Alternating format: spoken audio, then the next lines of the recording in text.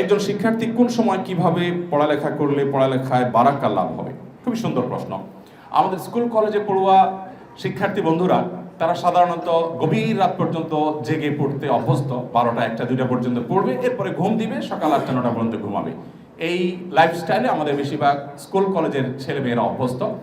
আলহামদুলিল্লাহ, তারা অনেকে নিজের চেষ্টা এবং পরিশ্রমের মাধ্যমে তারা এগিয়ে যাওয়ার চেষ্টা করছে, এটিকে অবশ্যই অ্যাপ্রিসিয়েট করতে হবে। তবে আমরা বলে রাখতে চাই যে সুন্নাহসম্মত লাইফস্টাইল একজন স্টুডেন্ট এবং যে কোনো পেশার মানুষের জন্য যে সে রাতে তাড়াতাড়ি শুয়ে পড়বে। রাতে খুব গভীর রাত পর্যন্ত জেগে থেকে কোনো কিছু করার মধ্যে কল্যাণ নাই। আমাদের অনেকে দেখবেন রাত 12টা 1টা 2টা পর্যন্ত কাজ করে, সকাল 9টা পর্যন্ত ঘুমায়। ভাই, আপনি এশার পরে যদি ঘুমায় যান, যে 3 ঘন্টা 4 ঘন্টার সময় আপনি এশার পরে ব্যয় করলেন, এই সময়টা আপনি সকালবেলা দেন। কেন সকালবেলা দিবেন? কারণ নবী করিম সাল্লাল্লাহু আলাইহি ওয়াসাল্লাম দোয়া করেছেন, আল্লাহুম্মা বারিক লি উম্মতি ফি বুকুরিহা, আল্লাহ ওর উম্মতের জন্য সকালের সময়টাতে বারাকা দান করেন। কোরআনে আল্লাহ রাব্বুল আলামিন শপথ করেছেন, ওয়াস-সুবহি ইযা তানাফফাস, সকালের সময়টা শপথ করেছেন। ওয়াল ফাজরি ওয়া লায়ালিন আশর, ফজরের সময়ের শপথ করেছেন। আল্লাহ তাআলা কোন সৃষ্টির নামে শপথ করে ইঙ্গিত দিতে চান যে এই সৃষ্টি অন্য সাধারণ সৃষ্টির চেয়ে অনেক গুরুত্বপূর্ণ। পুরো দিনের কোন সময়ের নামে এত শপথ হয় নাই, সকালের সময়ের নামে আল্লাহ তাআলা যত শপথ করেছেন, কারণ এই সময়টা অনেক গুরুত্বপূর্ণ।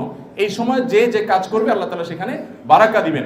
অতএব শিক্ষার্থীরা গভীর রাত পর্যন্ত যে পড়াশোনা না করে রাতে তাড়াতাড়ি শুয়ে গিয়ে রাতে 6 ঘন্টা 7 ঘন্টা 8 ঘন্টা ঘুমানোর পর যে ফ্রেশ মানসিকতা থাকবে, এরপর উঠে যে পড়াশোনা করবে, অল্প সময় আল্লাহ তাআলা তাকে অনেক বেশি বারাকা দিবেন। দিনভর যে জঞ্জাল, যে গ্যাঞ্জাম, যে ফাসাদ, যে হ্যাচেল, যে আশেপাশের পরিবেশের দূষণ ইত্যাদি এগুলোতে থাকার পর আপনি এশার পরে পড়তে বসেছেন, আপনার পড়াটা যত বেশি রপ্ত করতে পারবেন, যত বেশি মুখস্থ করতে পারবেন, যত বেশি আপনি আয়ত্ত করতে পারবেন, ভোর রাতে আপনি গভীর ঘুমে দীর্ঘ রাত আচ্ছন্ন থাকার পর যখন ফ্রেশ মাইন্ডে বসবেন, তখন বেশি আত্মস্থ করতে পারবেন। এটা একটা বাস্তব উদাহরণ হলো এই শিক্ষার্থীরা যারা আমার সামনে বসে আছে। আমরা আজকে একটা শিক্ষার্থীকে সম্বর্ধিত করলাম। সে কয় মাসে হেফজ করেছে? 7 মাস 16 দিনে এই ছেলেটা হেফজ করেছে। আপনি চিন্তা করুন তো, জেনারেল ব্যাকগ্রাউন্ডে এই বয়স কত ছেলেটার?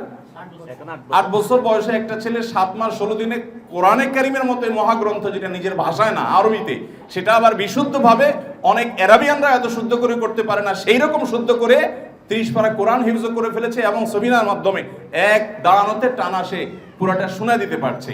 এটা এই মাদ্রাসায় একটা বাচ্চা হয়েছে, বাংলাদেশে শুধু একটাই ঘটনা ঘটেছে এমন নয়, এরকম বাচ্চা প্রায় সময় বিভিন্ন মাদ্রাসায় ঘটে থাকে, আমরা দেখে থাকি, এরকম বাচ্চা বের হয়ে থাকে। আপনি জেনারেল ব্যাকগ্রাউন্ডে এরকম আরেকটা দৃষ্টান্ত খুব বেশি দেখাতে পারবেন না, পাবেন কিছু বিচ্ছিন্ন ঘটনা, এরকম মাদ্রাসাগুলোতে প্রায় দেখা যায়। আর সবচেয়ে বড় কথা হলো, এই এক্সট্রাঅর্ডিনারি বাচ্চার কথা না বলি, সাধারণ যে বাচ্চাগুলো আছে 30 পারা কোরআনকে স্মৃতিতে ধরে রেখে সারা জীবন, সহজ কোনো বিষয় নয়। এত অসাধ্য সাধন তারা করছে, তাদের মেথডটা কি? মেথডটা হলো রাতে তাড়াতাড়ি তারা শুয়ে পড়ে, আসার পরে ভোর রাতে তারা উঠে যায়। ওই সময় স্মৃতিশক্তি আপনার প্রখর হয় এবং যে কোনো কিছু আত্মস্থ করতে পারে। এই জন্য আমাদের শিক্ষার্থীদেরকে আমরা প্রথম নাসিহা করব যে পড়াশোনায় বারাকা যেন লাভ হয়, অল্প সময় অনেক বেশি অ্যাচিভমেন্ট যেন হয়। সেজন্য এই লাইফস্টাইলটাকে একটু চেঞ্জ করে ফেলতে পারলে ভালো হয়। রাতে তাড়াতাড়ি শুয়ে ভোর রাতে ফজরের আগে উঠে গিয়ে তুমি পড়াশোনা করো, ফজরের পরে বেশি পড়াশোনা করো, ইনশাআল্লাহ এর মধ্যে বারাকা থাকবে। এক।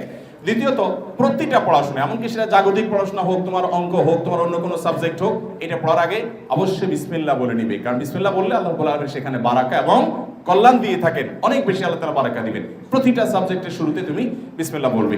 তৃতীয়ত আরেকটা পরামর্শ আমরা দিতে পারি, তা হলো নিয়তটাকে খালেজ করে নিবে। মাদ্রাসার ছাত্রদেরও নিয়ত খালেজ করতে হবে আজকাল, যে আমি আলেম কেন হচ্ছি? আমি আলেম হচ্ছি, আমি নিজে কোরআন হাদিসের উপর আমল করব, মানুষকে কোরআন হাদিসের প্রতি আহ্বান করব। যারা স্কুল কলেজে পড়াশোনা করছো, সেই সমস্ত শিক্ষার্থী, বিশেষ করে ছোট ছোট শিক্ষার্থী ভাই বোনদের প্রতি, বন্ধুদের প্রতি আমাদের আবেদন থাকবে যে তোমাদেরও নিয়তটাকে খাঁটি করো, যে আমি বড় ডাক্তার হয়ে, ইঞ্জিনিয়ার হয়ে, বা যে কোনো ক্ষেত্রে আমি বড় শিক্ষিত হই, আমি যেটা করব তা হলো জাতির কল্যাণে আমি নিজেকে নিয়োজিত করব। এবং আমি যদি এগিয়ে যাই তাহলে সেক্ষেত্রে মুসলিম উম্মার মুখ উজ্জ্বল হবে এবং আমি মানুষকে সেবা দিব, মানুষের খেদমতে আমি নিয়োজিত থাকবো। আমার পেট পালার চিন্তা করা এটা একটা ছোট লোকের চিন্তা। গরু কিনলে সাথে গোবর এমনিতেই চলে আসে, কিন্তু গোবরের উদ্দেশ্যে গরু যে কিনে, এর মন মানসিকতা নিয়ে মানুষ প্রশ্ন তুলতে পারে যে এত নিচু চিন্তা মানুষ করে নাকি? গরু কিনলে তো গোবর এমনি পায়। তোমার জেনারেল শিক্ষা শিক্ষিত হয়েছে, তোমাকে আল্লাহ রাব্বুল আলামিন এই শিক্ষার মাধ্যমে তোমার ডাল ভাতের ব্যবস্থা করবেন, সামাজিক অবস্থান, তোমার ক্যারিয়ার, এগুলো সবই হয়ে যাবে ইনশাআল্লাহ। কিন্তু উদ্দেশ্য সেটা থাকবে না, উদ্দেশ্য হবে যে আমি এর মাধ্যমে মানুষের কল্যাণ সাধন করবো। তখন তোমার জেনারেল শিক্ষাটাও ইবাদতে পরিবর্তিত হবে ইনশাআল্লাহ তাআলা। আল্লাহ তাআলা আমাদের শিক্ষার্থীদেরকে তাদের কাঙ্ক্ষিত লক্ষ্যে পৌঁছে যাওয়ার তৌফিক দান করুন।